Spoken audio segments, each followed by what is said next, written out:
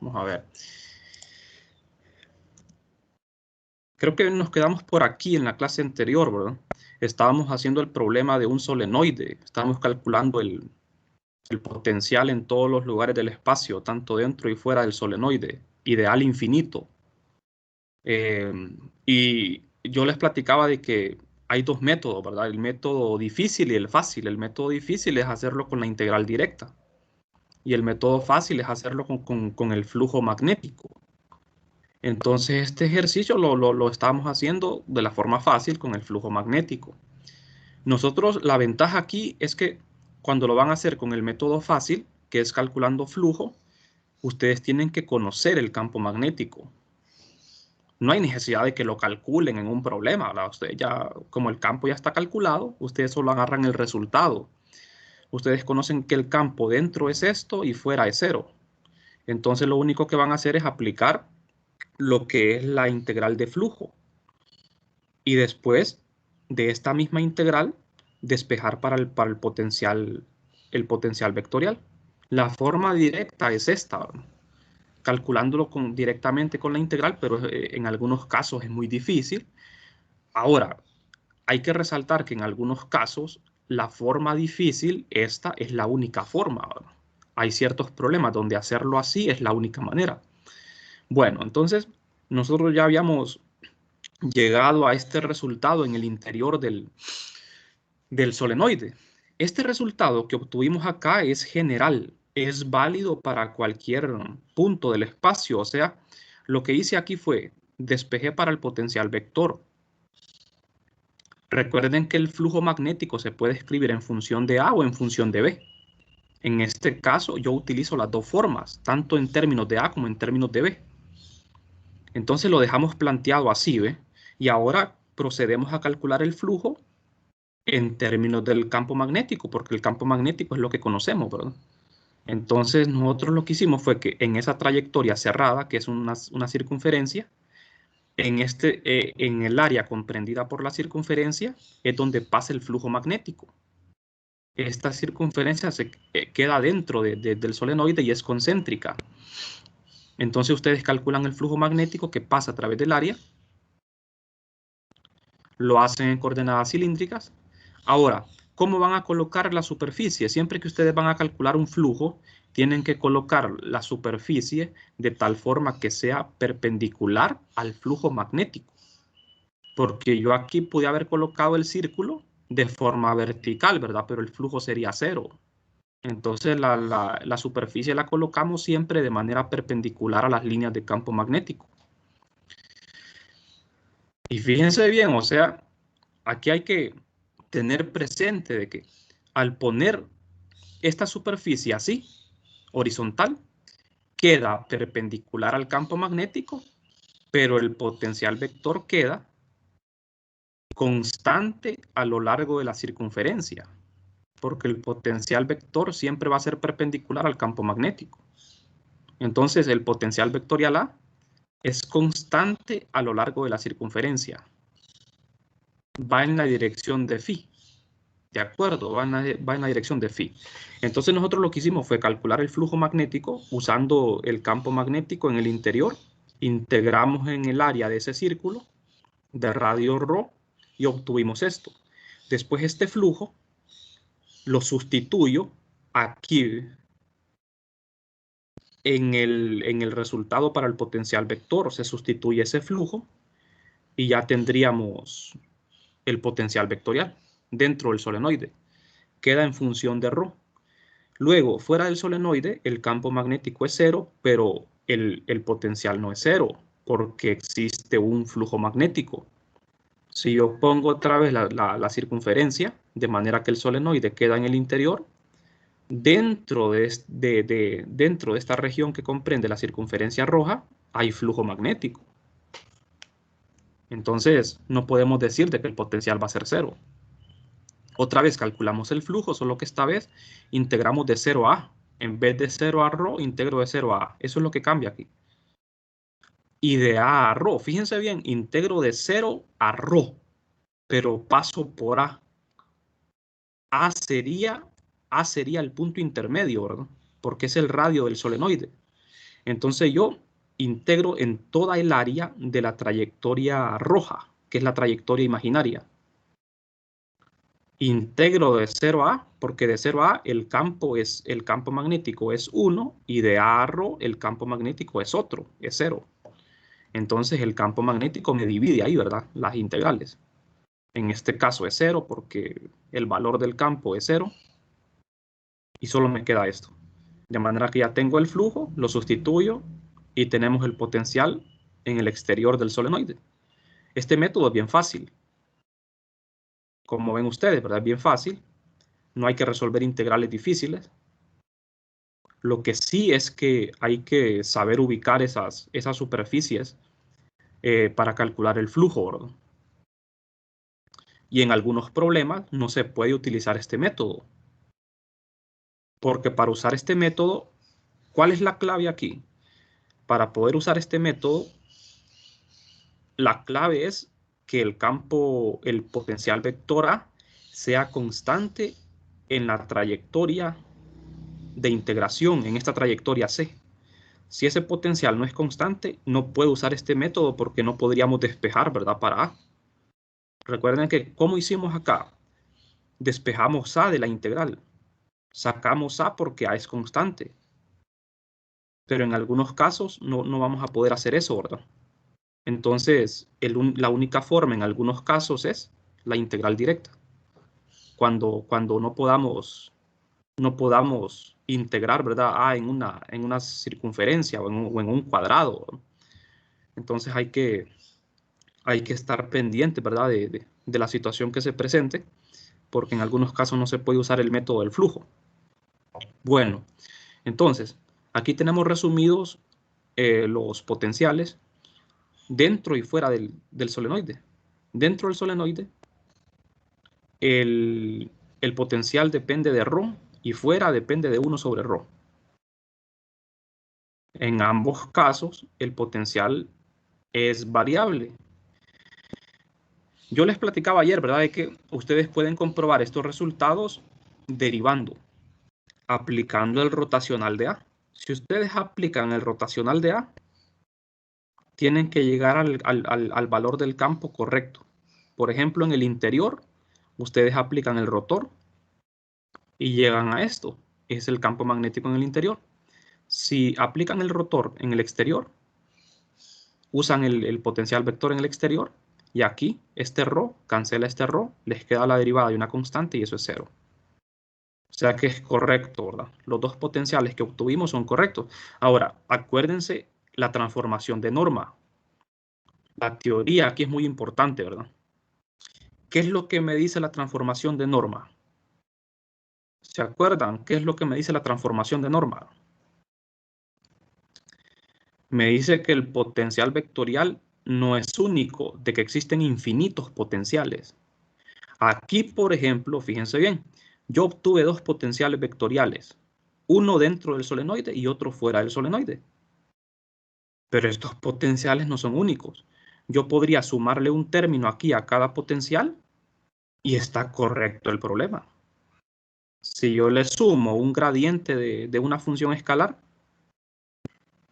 al hacer esta derivada, voy a seguir obteniendo el mismo campo. O sea, la transformación de norma me dice de que si yo le sumo un término a cada potencial vectorial, a la hora de derivar para obtener el campo magnético, voy a seguir obteniendo el mismo campo magnético. O sea, el campo magnético no se afecta si yo le sumo un término al potencial vectorial. O sea que los potenciales no son únicos. Hay infinitos potenciales para cada situación. Porque el campo magnético, lo que tiene que ser único es el campo magnético, ¿verdad? El campo magnético sí es único. Lo que no es único es el potencial vector. Pero este resultado es correcto, ¿verdad? Esto está bien. Bueno, entonces, lo que podemos hacer también nosotros es graficar los resultados. Tenemos los dos potenciales, dentro y fuera del solenoide. Y como sabemos de que las componentes normales y tangenciales del potencial vector son continuas, se tiene que cumplir esto. En la frontera, o sea, en la superficie del solenoide, Los dos valores tienen que ser iguales.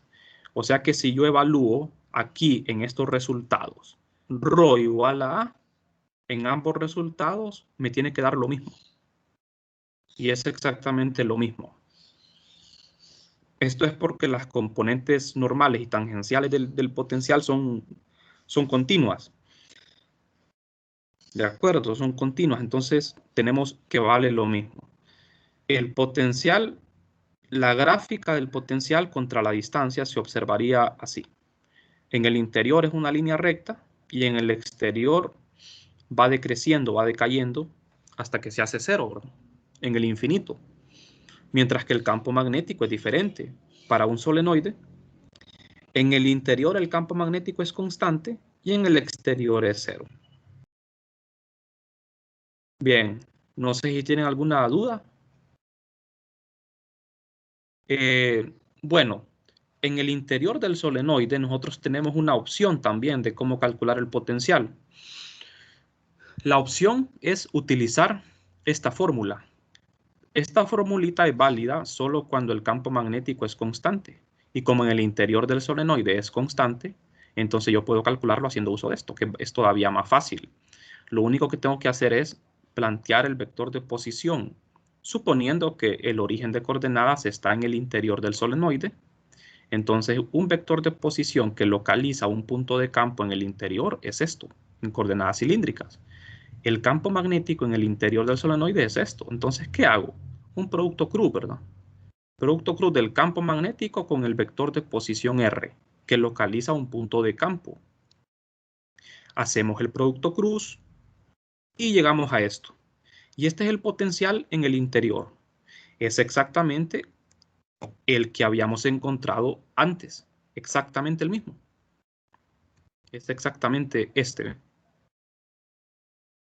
Una manera fácil de hacerlo, pero esto tiene un problema. Esta fórmula, ¿verdad? Que en el exterior no la puedo usar porque en el exterior el campo es cero y esta fórmula aplica solo cuando el campo es diferente de cero. Constante, pero diferente de cero. O sea que en el exterior siempre tendrían que utilizar el método de flujo. Del flujo magnético, ¿verdad? Pero en el interior pueden usar esta fórmula y ya lo tienen, ¿verdad? Bastante sencillo, ¿verdad? Bueno, entonces no sé si tienen alguna pregunta, jóvenes. Si no hay preguntas, vamos a hacer otros problemas. Vamos a continuar. Vamos a ver. Este es un ejercicio del libro un poco diferente, ¿verdad? Acá lo que tenemos es una inducción magnética. La inducción magnética está dada por esta expresión. Contiene una función arbitraria f. El campo magnético está en coordenadas cartesianas. Alfa y beta son constantes y queremos encontrar la forma más general posible para la función f. Encontrar la densidad de corriente y verificar que corresponde a una distribución de corriente constante. Ajá, entonces vamos a ver. Si tenemos la inducción magnética y queremos calcular esta función f, vamos a ver qué podemos hacer acá. Alfa y beta son constantes. Nosotros conocemos ya las dos ecuaciones fuente del campo magnético. Esta es la ley de Gauss del campo magnético, la divergencia es cero. Entonces, simple, ¿verdad? Yo puedo derivar este campo, o sea, aplicándole el operador nabla, usando la divergencia, y eso es igual a cero. De manera que al utilizar la ley de Gauss, yo obtengo esto, ¿verdad? Las derivadas parciales con respecto a x, y y z. Solo que aquí la función arbitraria no la puedo derivar, ¿verdad? Porque quedaría simplemente expresada así. Ahora esto sí lo derivo y me queda esto. Entonces, el propósito es encontrar la función f. Lo que estamos haciendo aquí es resolver una ecuación diferencial, ¿verdad? La tenemos que resolver integrando. Entonces, integramos esto para obtener f. Hacemos separación de variable y llegamos a este resultado. De modo que me queda f, me queda así, ¿verdad? Porque la integración aquí es indefinida, entonces me queda una constante de integración g. g de x, y, porque aquí vamos a ver, estamos integrando en z, de manera que x y y son constantes, de manera que la constante tiene que depender de x y y. Entonces, esta es la forma más general que puede tener la función f. Ustedes lo pueden comprobar si es correcto esto. Lo pueden comprobar sustituyendo f acá. Lo pueden comprobar, ¿verdad? Y aplicando la derivada. Tendrían que llegar a esto mismo. Entonces, vamos a ver. Lo segundo sería encontrar la densidad de corriente J y verificar que corresponde a una distribución de corriente constante. Entonces, para encontrar J, lo que tenemos que aplicar es la otra ecuación fuente de B, que es el rotor de B. La ley de Ampère, ¿verdad? Para encontrar J.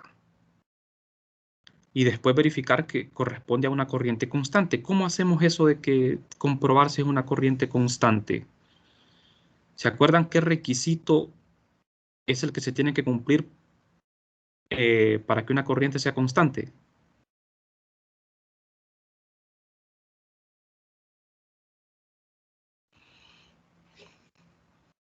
Una corriente sería constante si su divergencia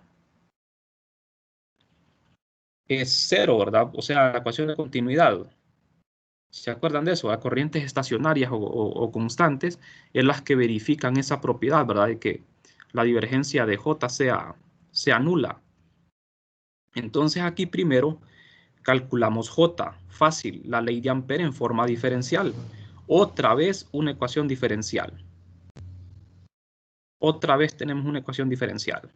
Esta vez el rotor de B. Pero tenemos que incluir la función f así. Calculamos el rotor de B, coordenadas cartesianas, hacemos todas estas derivadas. Esto es pura carpintería, ahora sí hay que hacer las derivadas, sustituir las componentes de ese campo magnético. Y al final, o sea, llegamos a este resultado. Este es el resultado final. ¿Ve? Este es el rotor de B. ¿Qué sigue de ahí? Despejar para J. Creo que aquí este paso, creo que me comí este paso, ¿verdad? Una vez que calculan el rotor de B, lo que tienen que hacer es despejar para J de acá. Bastante fácil, ¿verdad? Solo tienen que pasar a dividir mu sub 0. Tienen que dividir todo esto entre mu sub 0 y ya tienen J. Luego, con la ecuación de continuidad,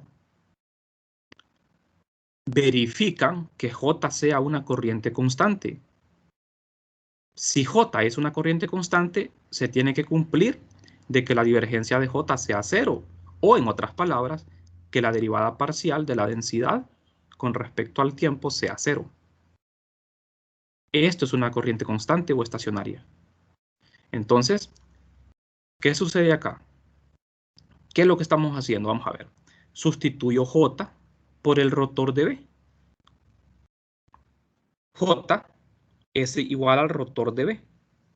Solo que dividido entre mu sub 0, ¿verdad? Pero ese mu sub 0 es una constante. Entonces, aquí sustituyo J por el rotor de B.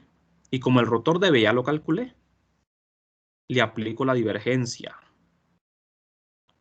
Y ustedes dirán, bueno, la divergencia de un rotor, eso es cero. Ya por identidad vectorial. Aquí lo que estaríamos haciendo es comprobar, ¿verdad?, de que esto se cumple. Entonces, vamos a ver si es cierto. Le aplicamos la divergencia al rotor de B.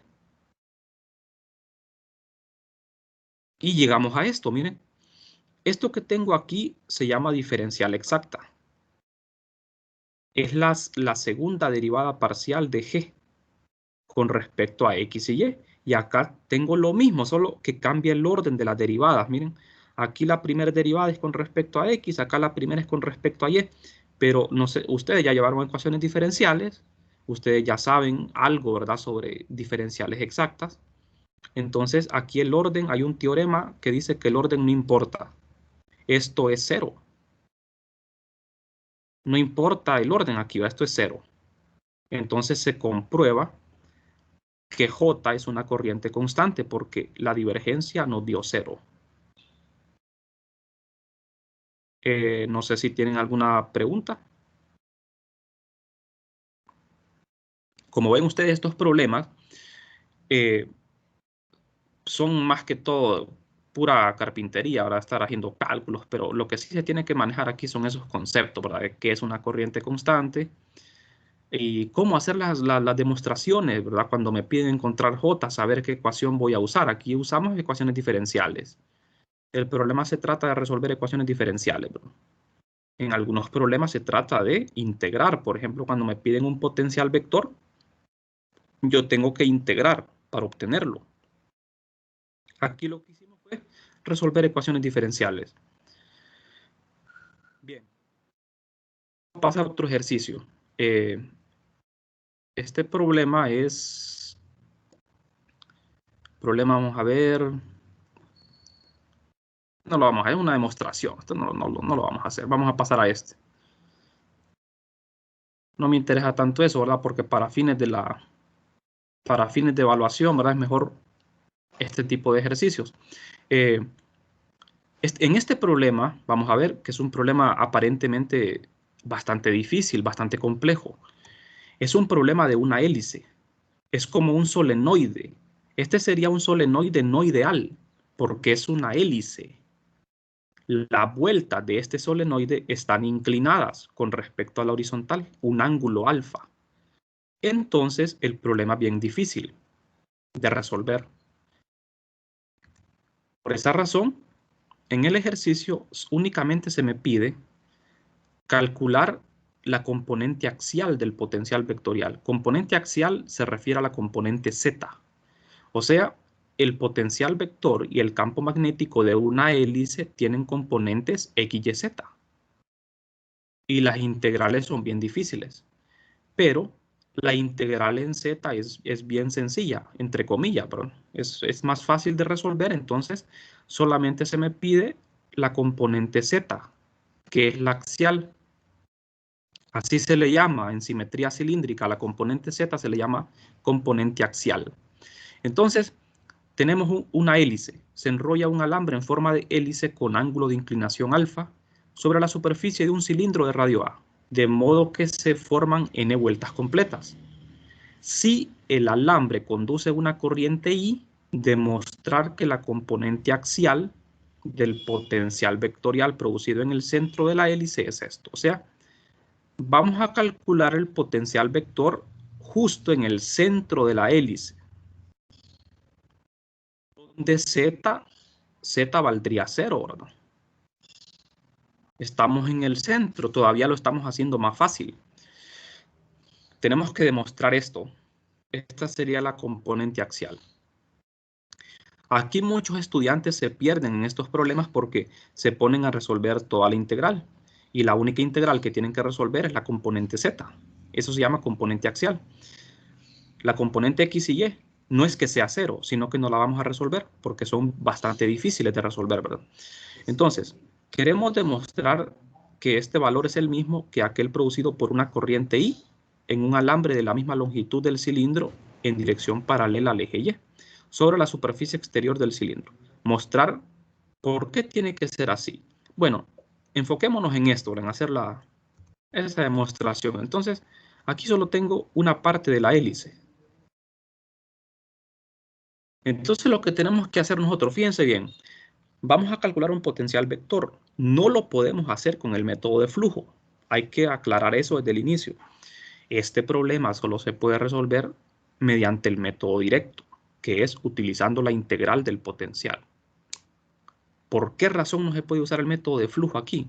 Porque no podemos, como no existe simetría, no podemos utilizar un área para calcular flujo. Porque el área tiene que ser un círculo en este caso, ¿verdad? Porque este es un solenoide. Tendríamos que utilizar un círculo, pero el problema es que ¿cómo vamos a ubicar ese círculo aquí en el solenoide? No lo podríamos localizar de tal manera que el potencial fuese constante, porque no tenemos simetría. Entonces la única forma de hacerlo es de forma directa. Entonces, desde el origen vamos a localizar un punto de la hélice, el R', que va a tener componentes ρ, φ y z. Y también el vector de campo, que es 0, ¿verdad? Porque estamos en el vector de campo queda en el origen, donde z vale 0. Entonces, el método directo es este, la integral. No lo podemos hacer de otra manera. Entonces, lo que necesito es, como tengo una corriente filamental, escribir el elemento de corriente, I de ds. Ahora, el vector de posición del punto fuente, que es R', quedaría en términos de ρ y z. Pero voy a pasarlo todo a coordenadas cartesianas. Voy a expresar este ρ en función de x y y. Así. De manera que el vector R quedaría de esta manera. Aquí procedemos nosotros a calcular la magnitud de R. Hacemos cálculos. Aquí es pura álgebra, ¿verdad? Esto es 1. De manera que la magnitud de R queda así. Ahora, tenemos que escribir la integral. Fíjense bien, aquí tenemos otra imagen de esta hélice, un pequeño pedazo de la hélice. Vamos a asumir de que este puntito P, el punto de campo, el punto fuente quiero decir, el punto de campo estaría aquí en el origen, ¿verdad? Este es el punto de campo en el origen. Este punto P, que sería el punto fuente, está a una altura Z' arbitrario desde el plano XY. Entonces aquí se me forma un triángulo. Si yo observo esto frontalmente, esto es un triángulo rectángulo, cuyo ángulo es alfa. Entonces, esta sería una longitud de arco, S. S sería como un cateto y el otro cateto sería Z. Y la hipotenusa sería esto, ¿verdad? Entonces, S, la longitud de arco sería A por phi. Y tangente de alfa sería lado opuesto, que es Z, entre lado adyacente, que es S.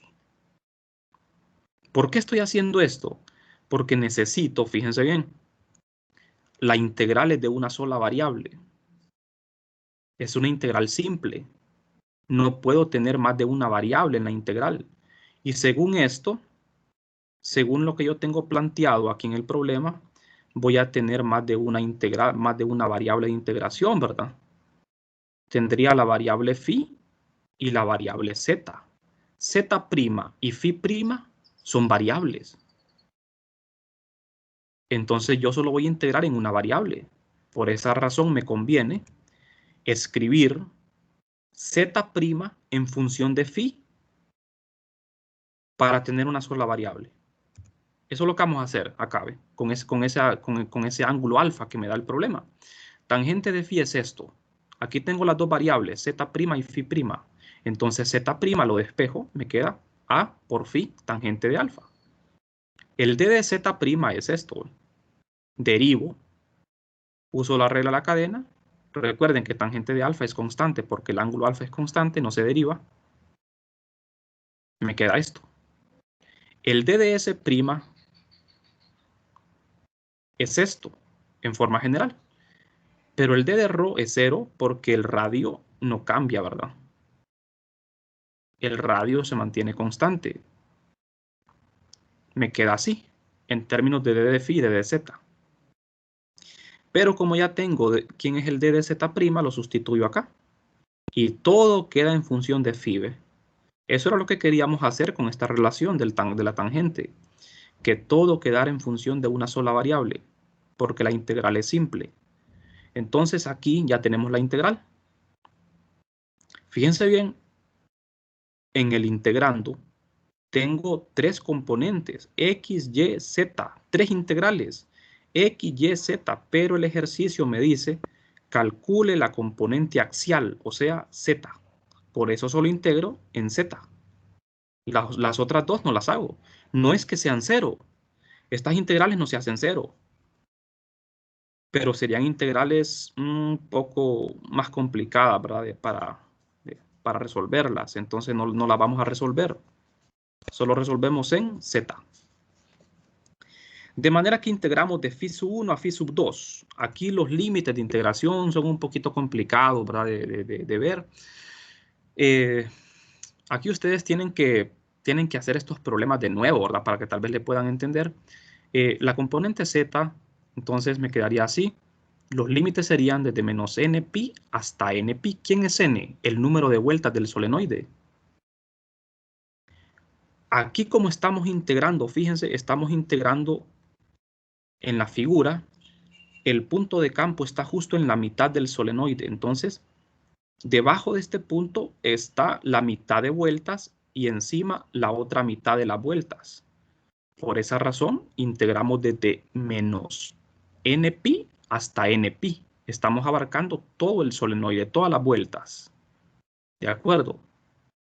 Sería incorrecto integrar de 0 a 2 npi, porque ahí, en ese caso, estaríamos poniendo el punto de campo abajo, en la parte baja del solenoide. Aquí el punto de campo está justo a la mitad. Para hacer esta integral hacemos un cambio variable. Este cambio de variable también lo pueden hacer en matemática, la integral, perdón. Por si no la quieren hacer a mano. Entonces, después de hacer la integral, la evaluamos en los límites, que son estos. Esto es pura carpintería aquí, ¿verdad? Esto de evaluar límites, aquí se hace una simplificación. Para poder simplificar, tenemos que hacer un truquito, multiplicar, acá vamos a ver, multiplicar el argumento de este logaritmo natural, lo multiplicamos por el conjugado, ¿verdad? De eso. Multiplicamos por 1, ¿verdad? Porque esto es 1. Solo que es para fines de simplificar que lo hacemos. Estamos multiplicando por 1, escrito de esta manera. Al multiplicar esto por esto, se simplifica. Se simplifica el argumento del logaritmo. Y me queda, vamos a ver, aquí aplicamos una propiedad, ¿verdad? Esto de este binomio, aquí a este lado, al numerador, identificando que A es esto, B es esto, y al identificar eso, lo podemos simplificar de esta forma, de manera que esta es la demostración. Esto es lo que queríamos hacer, demostrar que la componente axial del potencial vector es igual a esto. Como ven ustedes, el problema tiene un nivel un poquito alto, ¿verdad? Hay que hacer varias consideraciones para poder llegar a la respuesta final. Y llegamos, ¿verdad?, a lo que queríamos, que era esto. Bien. No sé si tienen alguna pregunta.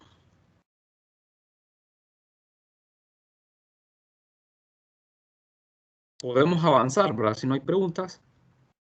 Este problema es un ejercicio ahora en el que solamente se puede hacer con un método, con el método de la integral directa.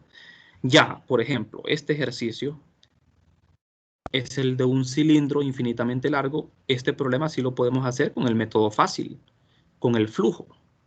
Porque aquí tenemos simetría. Tenemos un cilindro infinito. De manera que podemos elegir una superficie para calcular el flujo. Entonces, tengo un cilindro infinito de radio A y su eje a lo largo del eje Z. Una corriente constante I se distribuye en todo el cilindro de forma uniforme, ¿verdad?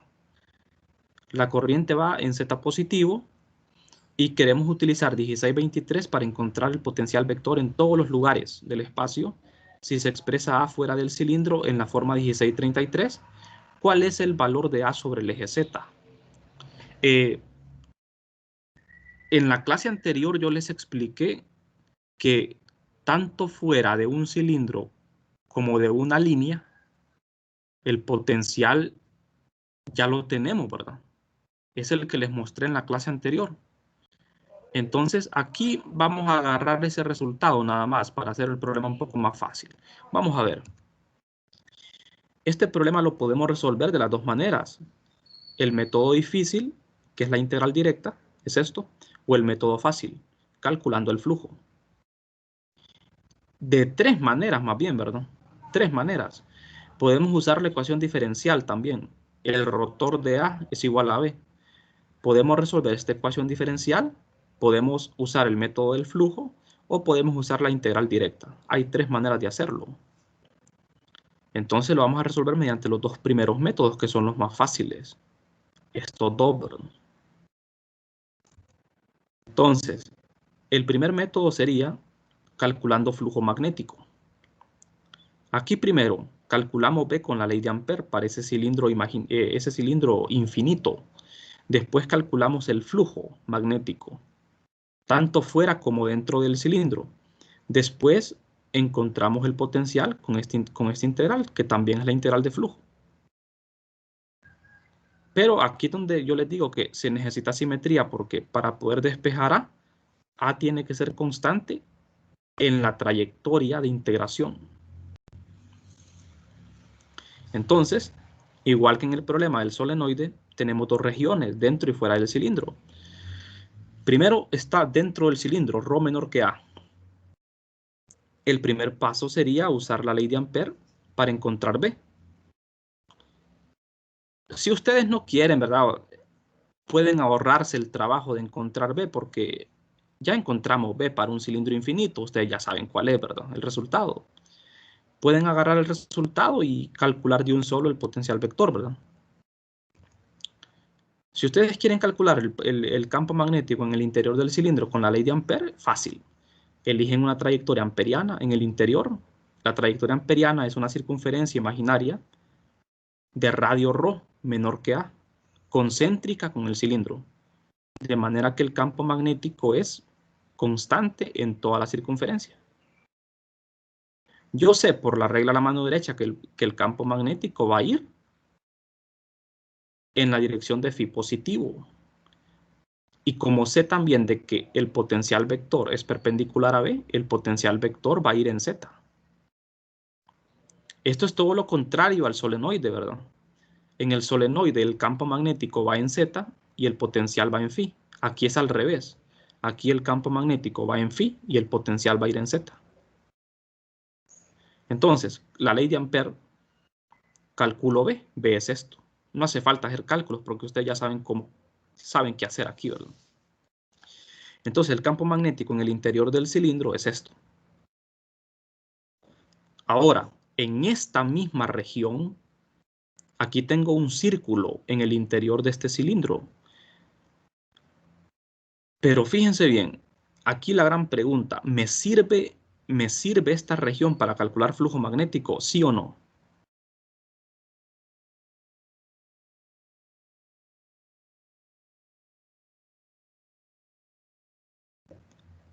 Esta trayectoria amperiana encierra un círculo, ¿verdad?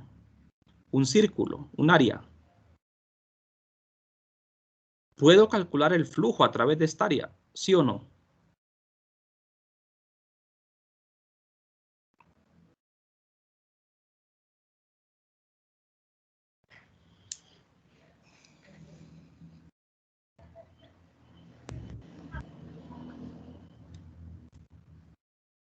El flujo magnético no se puede calcular con esta superficie, ¿verdad?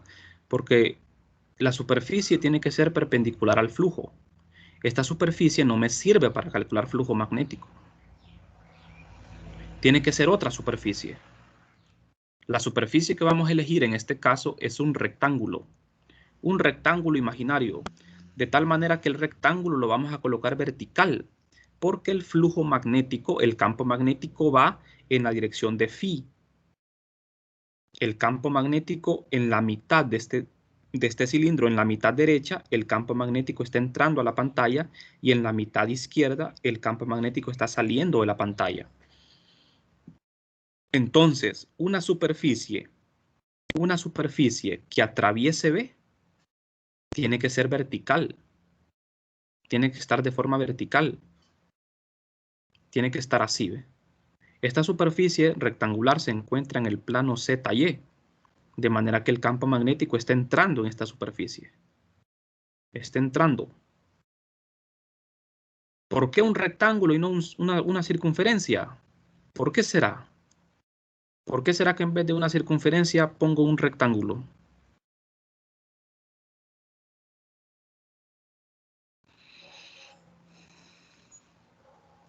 Voy a calcular el flujo magnético que está entrando en esta superficie rectangular. Como ya conozco el campo magnético en el interior del cilindro, sustituyo el campo magnético aquí y realizamos la integral sobre esta área rectangular. El rectángulo tiene altura L arbitraria y está a una distancia ρ del centro, y pongo la orilla justo también en la orilla del cilindro, ¿verdad?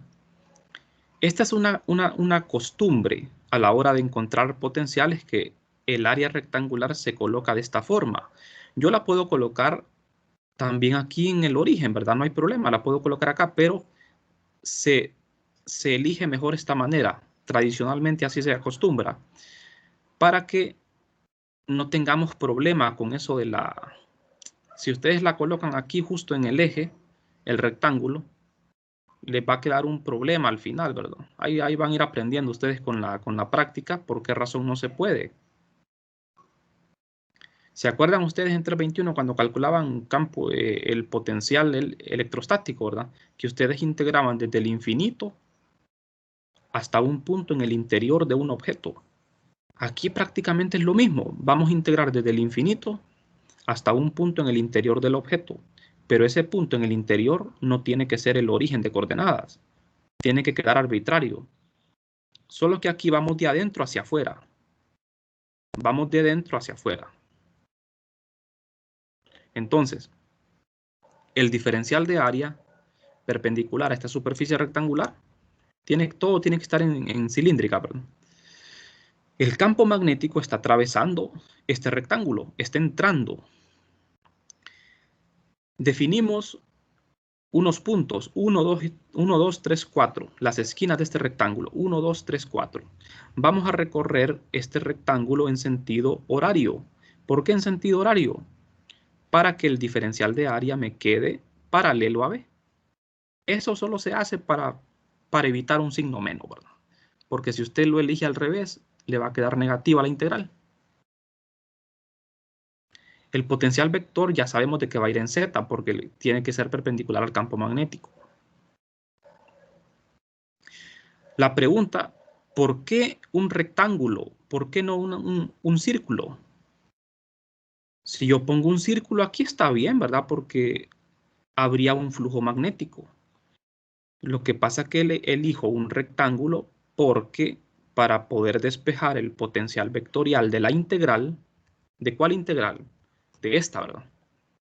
Para poder despejar el potencial vector de esta integral, el potencial tiene que ser constante en la trayectoria.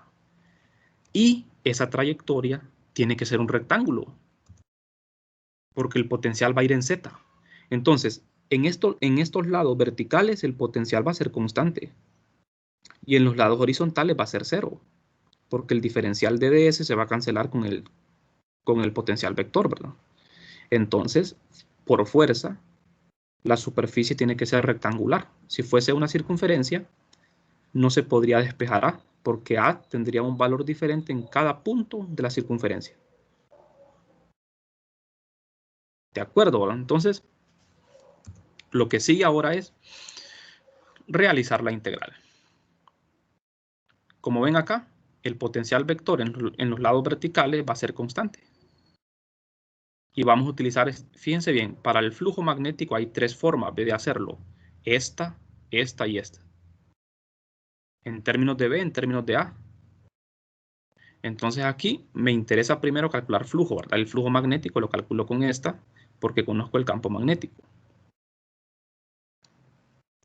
Entonces, visto desde arriba, el cilindro, la corriente está saliendo a la pantalla, el potencial está saliendo a la pantalla y el campo magnético va en phi positivo. Entonces, calculo el flujo magnético. Sustituyo aquí el campo magnético en el interior. Integro en el rectángulo de ρ a en ρ y en z de 0 a L. Este L yo lo puse arbitrariamente. Este integral es bien fácil, me queda esto. Este es el flujo magnético en esa región. No sé si tienen preguntas hasta acá, jóvenes. Entonces, después No, ingeniero. calculamos el potencial vector. Como yo les dije, por eso elegimos un rectángulo para poder despejar A. Entonces, aquí lo que hacemos es, como B tiene componente phi, podemos esperar que A apunte en la dirección de Z. ¿Por qué sabemos de que A va a ir en Z? Porque A, el potencial vector, siempre va en la dirección de la corriente. ¿En qué dirección va la corriente en este cilindro? Va en la dirección de Z positivo. Entonces, la corriente J va en la dirección de Z positivo, de manera que A va en la dirección de J, Z positivo. Entonces, A tiene solo componente Z. Va a tener esta forma y va a ser constante en los lados del rectángulo, pero va a depender de ρ. Entonces, ahora voy a integrar para obtener A. Voy a integrar de 1 a 2, de 2 a 3, 3 a 4 y de 4 a 1. Serían 4 integrales porque son 4 lados del rectángulo, ¿verdad? Pero en los lados horizontales la integral va a ser 0 porque el d de s quedaría perpendicular a y por el producto punto eso es 0. Entonces, la integral de 1 a 2, 2 a 3, 3 a 4 y 4 a 1. Comienzo en 1, termino en 1. Miren, la integral es cerrada. Estas dos integrales son 0 porque son los lados horizontales. Me queda esto. La integral de 1 a 2, el potencial vector es paralelo al DDS, de manera que el producto punto A de ds es positivo porque son paralelos, mientras que la integral de 3 a 4, el dds va en z negativo, como ven acá, z negativo. Me queda esto menos, pero las integrales no se cancelan porque, fíjense bien, aquí ya saqué el potencial vector porque es constante en los lados verticales, pero nada más que en la integral de 1 a 2, el potencial depende de ρ, pero ρ vale ρ, y en la integral de 3 a 4, ρ vale A. Entonces me queda esto, miren. Despejo, factorizo L y tengo esto. Aquí lo que tengo es el potencial evaluado en A en la superficie del cilindro. Esto sería una constante. Y el potencial que voy a encontrar es este, el potencial en función de ρ.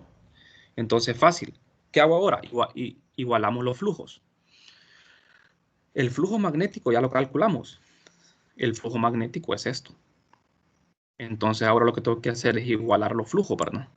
El flujo que ya calculé lo igualo a este otro flujo que tiene que ser igual y despejo para A sub ρ. A de ρ lo despejamos, esto es una constante. Bueno, el problema es un poco largo, ¿verdad? El problema lo tendríamos que continuar en otra clase. Yo lo que puedo hacer es compartirles el documento para que ustedes hagan el desarrollo en su casa, ¿verdad? De este problema para que practiquen. Esa constante, esta A de ρ, obtenerla es, digamos que es un poco, tal vez un poco tedioso, ¿verdad? Porque tienen que acordarse de este resultado. En base a este resultado general, obtienen esa constante y llegan a este resultado final para el potencial en el interior. Después viene el otro problema, ¿verdad? Que es calcular el potencial fuera del cilindro, pero esta parte es más fácil. Mejor voy a dejar que ustedes lo hagan en su casa, ya no tenemos tiempo. Problemas son bien largos, ¿verdad? Este tema es bien complicado, la verdad. Es muy poco tiempo para abarcarlo todo. Tienen que enfocarse ustedes